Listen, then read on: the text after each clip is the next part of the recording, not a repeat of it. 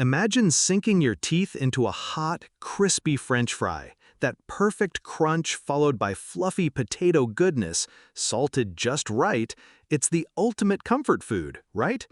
But what if I told you that this beloved snack could be silently plotting against your health, raising your risk for type 2 diabetes in ways you never expected? And today, we're diving deep into the surprising connection between French fries and type 2 diabetes, backed by rock-solid studies from top institutions like Harvard, the British Medical Journal, and by the end of this, you'll know exactly why it happens, how it sneaks up on you, and what makes those fries so risky, all explained in simple words so you can protect yourself and your loved ones. Because knowledge is power, and this could change how you look at your next fast food run. Now, let's start with the big reveal. According to a fresh 2025 study from the Harvard T.H. Chan School of Public Health, eating French fries just 3 times a week can bump up your risk of type 2 diabetes by a whopping 20%. That's not a small number. It's like adding an extra layer of danger to something we all love. And this isn't some random opinion. It's based on tracking over 200,000 people for more than 30 years, watching what they ate and who developed diabetes. And the results were clear. French fries stood out as the bad guy among potatoes, while baked, boiled, or mashed potatoes didn't show the same risk. So why do French fries get the blame? Well, it all comes down to how they're made and what's in them. French fries are potatoes sliced, soaked in hot oil, and fried until golden. And that oil is often vegetable oil loaded with unhealthy fats, like trans fats and saturated fats, which can mess with your body's ability to handle sugar, leading to insulin resistance, where your cells don't respond well to insulin, the hormone that keeps your blood sugar in check. And when that happens over time, your blood sugar stays high, setting the stage for type 2 diabetes. But it's not just the oil. Potatoes themselves are high in starch, a type of carb that breaks down quickly into sugar, spiking your blood glucose fast. And when you fry them, that effect gets worse because the high heat creates compounds like acrylamide, a chemical formed when starchy foods are cooked at high temperatures.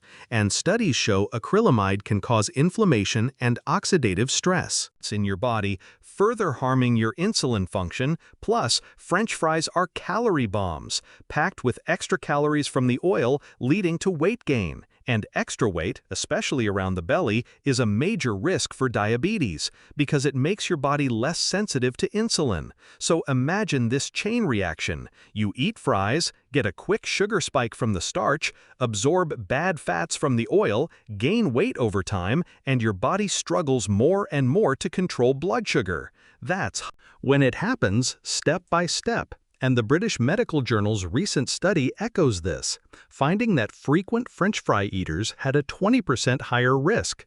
And they noted that about half of that risk comes from weight gain alone, but the other half might be from those harmful frying byproducts. And to make it real, think about a typical serving. Those fries are deep fried in oils that turn into trans fats at high heat. Trans fats are known villains. They raise bad cholesterol, lower good cholesterol, and directly contribute to insulin resistance, as confirmed by the National Institutes of Health in their research, where an older but solid 2006 study on over 84,000 women showed that high French fry intake raised diabetes risk by 21% in the highest consumers compared to the lowest. And they pointed to the high glycemic load of fries, meaning they cause big blood sugar jumps, unlike slower digesting foods. So the component trio in fries lets the culprit is the starchy potato base, so for quick sugar release, the frying oil for unhealthy fats and calories, and the high-heat cooking for toxic compounds like acrylamide, which the World Health Organization has flagged as a potential carcinogen, but also linked to metabolic issues.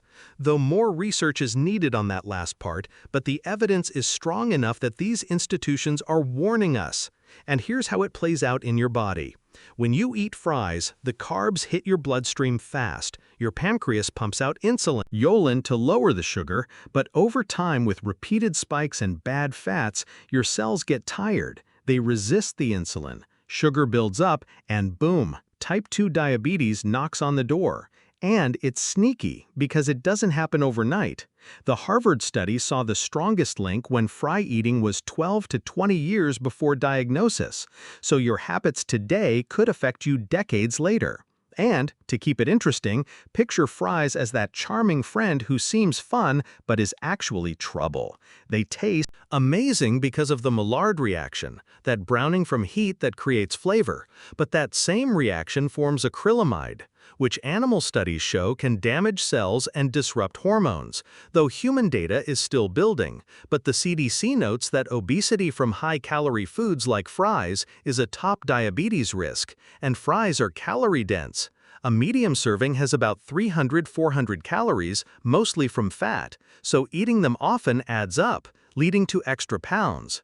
And every 5–10 pounds gained increases diabetes risk by 10–20%, per some NIH estimates. So the why is simple. Fries combine high carbs, bad fats, and extra calories in a way that overloads your system. The how is through blood sugar spikes, insulin resistance, weight gain, and inflammation. And the what is starch, trans-saturated fats, sodium, and acrylamide.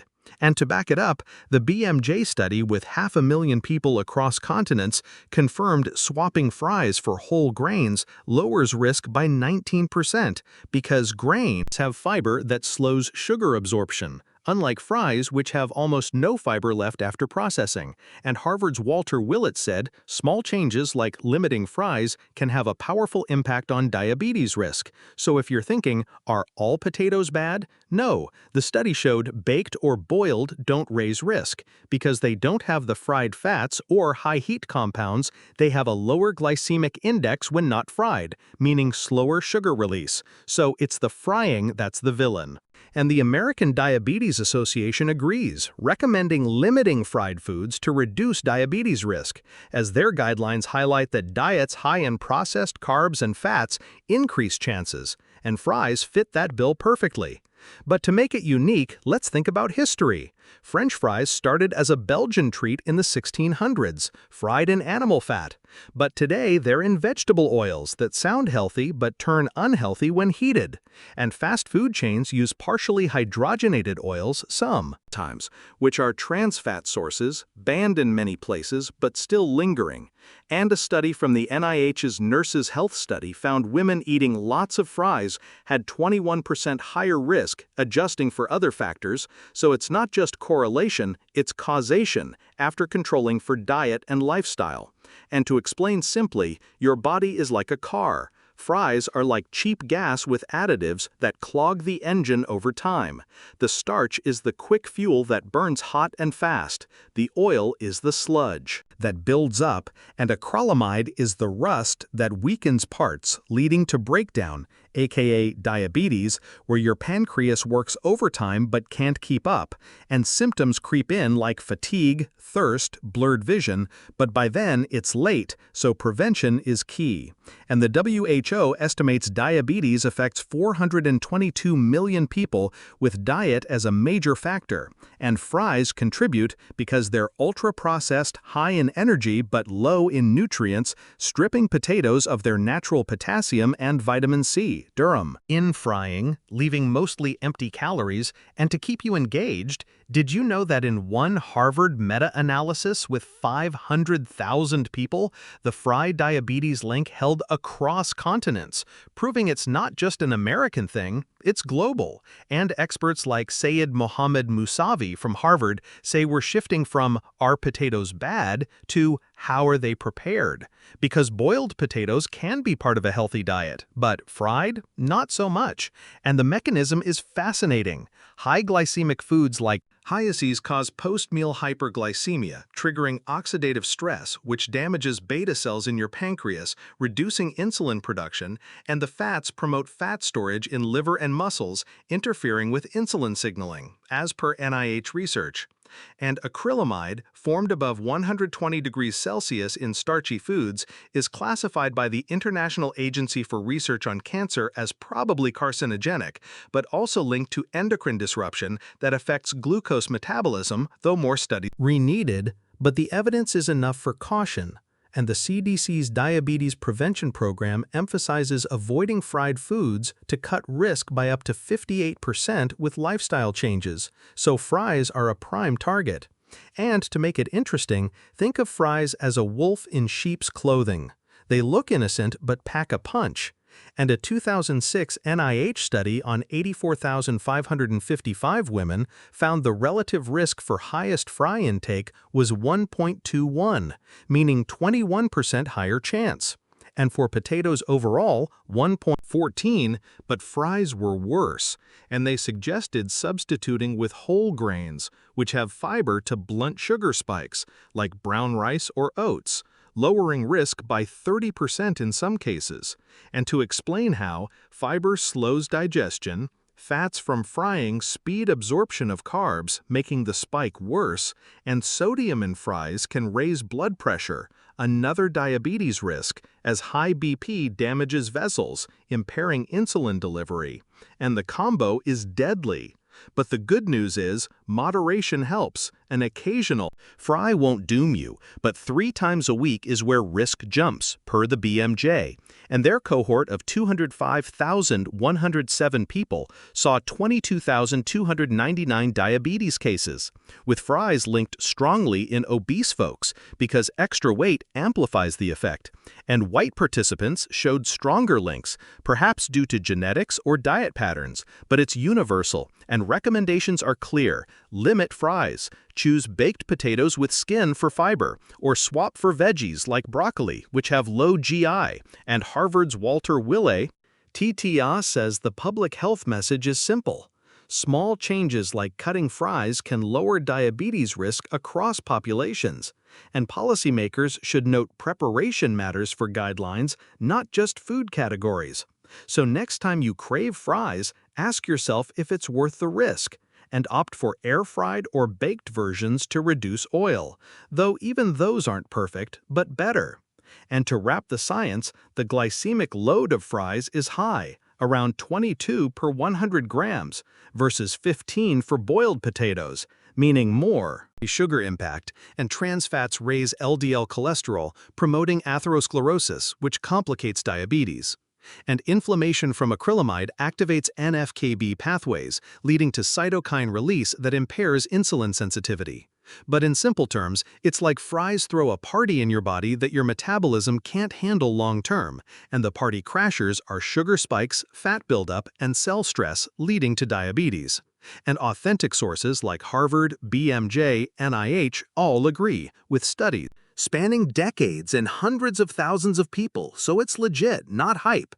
And to make it unique, consider that in France, where fries originated, they use fresh oil and smaller portions, perhaps lowering risk. But in fast food, it's reused oil full of oxidation products, worsening the effect.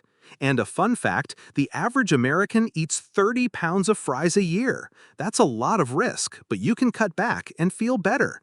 And to keep it engaging, picture your body as a temple. Fries are like junk mail cluttering it. Whole foods are the cleaners, and by choosing wisely, you build a stronger foundation against diabetes. And the studies show swapping fries for grains lowers risk 19%. So it's actionable. And in the 2006 NIH study, obese women had even higher risk from fries, RR1. 18 for daily serving, so weight plays a role, but everyone should watch. And the BMJ noted the risk is long-term, so start young. And for kids, fries could set bad habits, increasing future diabetes. As per WHO, who says diabetes rose 3% yearly in low-income countries due to processed foods, and fries are prime suspects. And to explain what in fries, the potato starch is amylose and amylopectin. Amylopectin breaks fast. Oil is soybean or canola, high in omega-6, which can inflame if unbalanced. Announced, and acrylamide levels in fries are 301,000 UG per kilogram, above safe limits per some experts.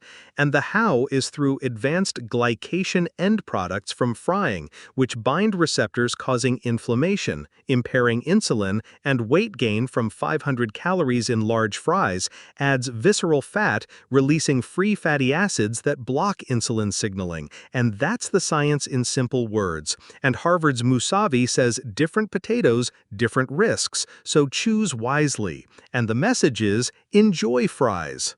Some occasionally, but don't make them a staple, and your body will thank you by staying diabetes-free. And with these insights from top institutions, you're armed to make better choices. So next time, maybe go for a baked potato salad instead, and feel the difference. And that's the scoop on French fries and type 2 diabetes, straight from the experts.